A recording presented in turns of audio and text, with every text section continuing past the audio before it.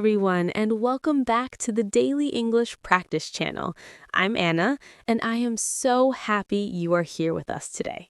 Hi everyone, I'm David. Thank you so much for listening. Whether you are walking, driving, cooking, or maybe just relaxing on your sofa, we are very glad you chose to practice English with us today. Yes, and today's episode is very practical, very useful, and something you can use every single day. That's right. Today we are talking about how to talk about your day in English. Such an important topic because every day someone asks you, "How was your day?" or "What did you do today?" Exactly, and sometimes English learners panic. They say, good, normal, nothing. Yes, just one-word answers. But today, we are going to help you give longer, more natural, more confident answers. We want you to sound comfortable, relaxed, natural, not like a robot reading a list. Yes, not like I wake up, I eat, I go to work, I sleep, beep, boop. Beep, boop, English robot. No robot English today, only natural English. So grab your coffee, grab your tea, and let's begin. Let's imagine someone asks you, "How was your day?" What is the first thing you can say? A very simple answer is, it was good, but we can improve that. Yes, instead of "it was good," you can say "it was a good day," or "it was a pretty busy day," or "it was a very productive day." Ooh, I like that word, productive. Productive means you did many useful things. Exactly. So let's practice. Repeat after us. It was a productive day. It was a productive day. Good. Now let's build a full answer. I'll ask you, David. How was your day? Thanks for asking, Anna. It was a productive day. I finished my main tasks and I felt very satisfied in the evening. That sounds wonderful. See, that's already a strong answer. You said what you did and how you felt. Yes, that's very important. Don't just say what you did, also say how you felt. Exactly. Talking about feelings makes your English more natural and more interesting. So let's break it down. When you talk about your day, you usually talk about three parts: morning, afternoon, and evening. Yes, morning, afternoon, evening. Very simple structure. Let's start with the morning. Anna, what do you usually say about your morning? I might say, "This morning I woke up at 7 a.m. First, I made some coffee, then I checked my messages. After that, I got ready for work." Did you hear those connector words? First, Then. after that. These are very important. They help your story flow smoothly. Yes, flow smoothly. That means your sentences connect naturally. So instead of saying, I woke up, I made coffee, I checked my phone, you say, first I woke up, then I made coffee, and after that I checked my phone. It sounds much more natural. Let's do a mini role play. I'll be your coworker. Okay, I'm ready. Hey Anna, how was your morning? My morning was quite busy. First, I woke up a little late. Then I rushed to get ready.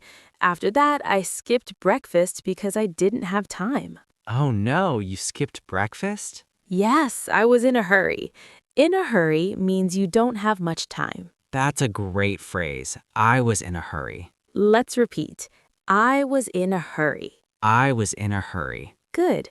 Now let's talk about describing your work or school day. Yes, many learners say I worked, but we can say more. For example, I had several meetings, or I worked on an important project, or I studied for my exam. Or you can say I spent the afternoon answering emails. Oh, good structure.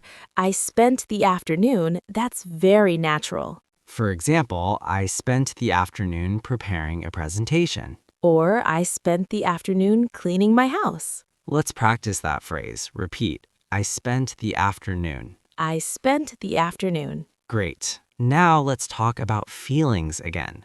How did you feel during the day? You can say I felt stressed, or I felt excited, or I felt a bit tired in the afternoon. A bit tired, not very tired, just a little. Yes, a bit means a little. And many people feel tired around 3 p.m. The afternoon slump. Yes, the afternoon slump, that moment when you want to sleep on your desk. Please don't sleep on your desk. Unless you work from home, then maybe just a tiny nap. David. Just joking. But joking is good. Humor is good. Now let's move on to the evening. In the evening, people usually relax. You can say, after work, I went to the gym. Or after work, I cooked dinner. Or after work, I met a friend for coffee. That's nice. Met a friend for coffee. Very natural phrase. Yes, instead of saying I saw my friend, say I met a friend. So let's build a full example day. I'll try. Go ahead. Today was a busy but satisfying day. First, I woke up at 6:30 a.m. and went for a short walk. Then I had breakfast and prepared for work. I spent the morning working on a report. In the afternoon, I had 2 meetings and I felt a little tired by 3 p.m. After work, I went to the supermarket and cooked dinner. In the evening, I relaxed by watching a movie. Overall, it was a good day. That was excellent. You used connectors, details, and feelings. Thank you. I practiced. Now let's talk about common mistakes. Yes, one mistake is using only present simple for everything. For example, I wake up at 7, I go to work, I eat dinner. That's okay for routines, but when you talk about today, use past tense. I woke up at 7, not I wake up at 7. Good correction. Let's practice. Repeat, I woke up at 7. I woke up at 7. Very good. Now, another important tip is don't forget small details. Yes, small details make your story interesting. Instead of saying, I had lunch, say, I had lunch with my coworkers at a small cafe near the office. That sounds much more interesting. Yes, at where, with who, how you felt. Now let's do a fun exercise.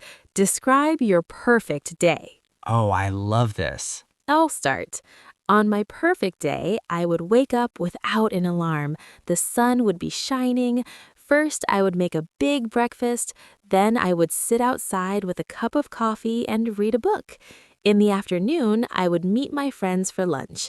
In the evening, I would watch the sunset and feel completely relaxed. That sounds peaceful. On my perfect day, I would wake up by the ocean. First, I would go swimming.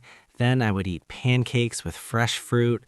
In the afternoon, I would take a long nap. And in the evening, I would have a barbecue with friends. I am coming to your perfect day. You're invited. See, talking about your day can also be fun. And remember to use words like first, then, after that, later, finally. Let's repeat them together.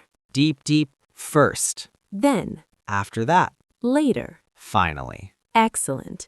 Before we finish, let's do a quick review. When someone asks, how was your day, you can say more than good.